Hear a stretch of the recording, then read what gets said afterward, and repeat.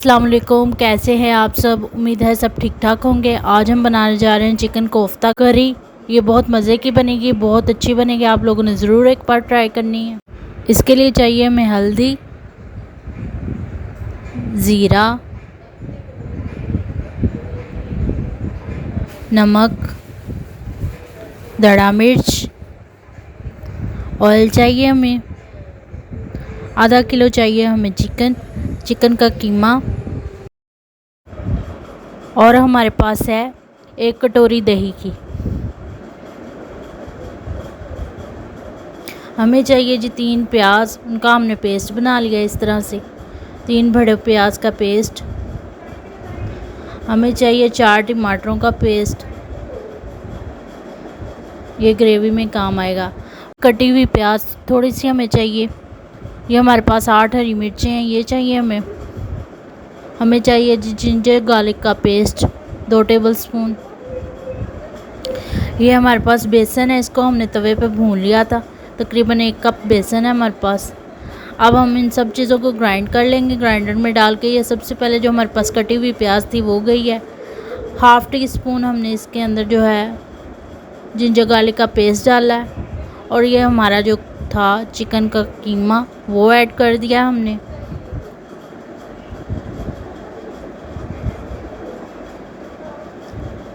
अब इसके अंदर काली मिर्च जा रही है जी 1/2 टीस्पून।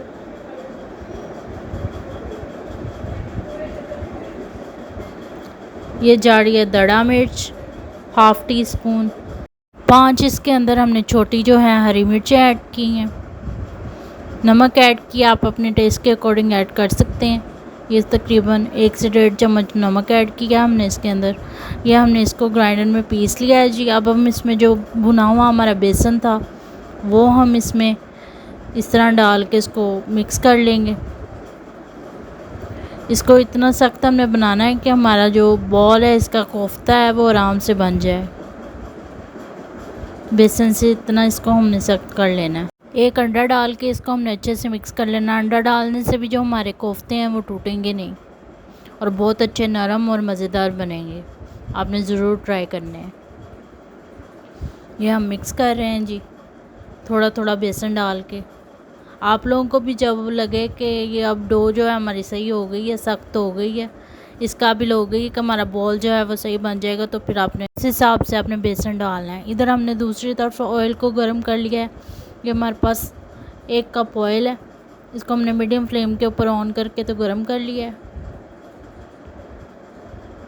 दूसरी तरफ जो हमारा कीमा था उसके हमने इस तरह से बॉल तैयार कर लेने। थोड़ा सा ऑयल लगा लेना हाथों को ताकि ये जो हाथों को ना चिपके और इसके बॉल अच्छे से बन जाएं। इसे छोटे छोटे बॉल आप लोगों ने बना लेने हैं कोफ्ते। अब जी हमारा ऑयल गर्म हो चुका है। ये हमारे पास जो प्याज़ों का पेस्ट था 3 बड़े प्याज़ों का पेस्ट, ये हमने ऐड कर देना है इसके अंदर। इसको हम भुनेंगे। के अंदर दूसरी तरफ हमने अपने बॉल्स को फ्राई कर लेना है। इस तरह से आपका काम भी जल्दी हो जाएगा और आपके टाइम की भी बचत हो जाएगी। ये एक तरफ हमारा मसाला बन रहा है जी, प्याज भून रहे हैं हम। ये दूसरी तरफ हम अंडे बॉईल कर रहे हैं अपने। प्याज भूनने के बाद हमने इसके अंदर लहसुन अदरक का पेस्ट जो है जिंजर गार्लिक का पेस्ट 1 टेबलस्पून वो ऐड कर देना है। इसको भूनना है। इसको 2 से 3 मिनट भूनने के बाद हमारे पास जो टमाटो प्यूरी है वो ऐड कर देनी इसके अंदर। ये हमारे पास तकरीबन 3 से 4 टमाटरों की प्यूरी थी, वो डाल दी हमने। साथ ही हमने 2-3 हरी मिर्चें इसके अंदर ऐड कर देनी है। इसकी हम ग्रेवी तैयार कर लेंगे जल्दी से।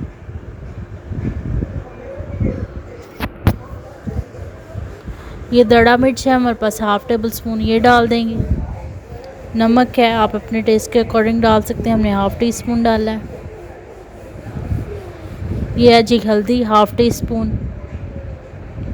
यह ज़ीरा 1/2 टीस्पून। बहुत ज़बरदस्त किस्म की खुशबू आ रही है मसाले की। सूखा धनिया हमने डाला है 1 टेबलस्पून भर के, सूखा हुआ पिसा हुआ धनिया। ये हमारे पास है पिसी हुई लाल मिर्च हाफ़ टी स्पून, ये डाली है हमने। इसको 2 से 3 मिनट भूनेंगे हम। इस पॉइंट पे इसके अंदर हमने बड़ी इलायची डालनी है एक, और 3-4 लौंग डाल देने। इसको भूनना है अच्छे तरीके से। साथ ही हमने ये दही ऐड कर देनी है, हमारी जो 1 कटोरी दही थी हमारे पास वो ऐड कर देंगे। ये देख सकते हैं आप, हमारी ग्रेवी जो है तकरीबन तैयार है। अब इसके अंदर हमने हमारे जो पहले से फ्राई किए हुए हमारे कोफ्ते थे वो डाल देने, चिकन कोफ्ते। इनको हम मिक्स करेंगे। इसके बाद हमने ये अंडे ऐड कर देने इसके अंदर। ये हमारे पास 1 दर्जन अंडे हैं, बॉईल कर लिए थे हमने। इनको हमने ऐड कर देना। आपकी मर्ज़ी, आपने डालना चाहते हैं तो डाल सकते, नहीं डालना चाहते तो आप ऐसे भी खा सकते हैं। 1 गिलास भर के हमने इसके अंदर पानी ऐड कर देना है। मीडियम फ्लेम के ऊपर हमने इसको 10 से 15 मिनट के लिए पकने के लिए छोड़ देना है। ये बिल्कुल तैयार है, आप देख सकते हैं बहुत अच्छा बना है। आपने ज़रूर ट्राई करना है और मुझे बताना है आपको कैसे लगा। बहुत अच्छी खुशबू आ रही है। मुझे अपनी दुआ में याद रखें। अल्लाह हाफिज़।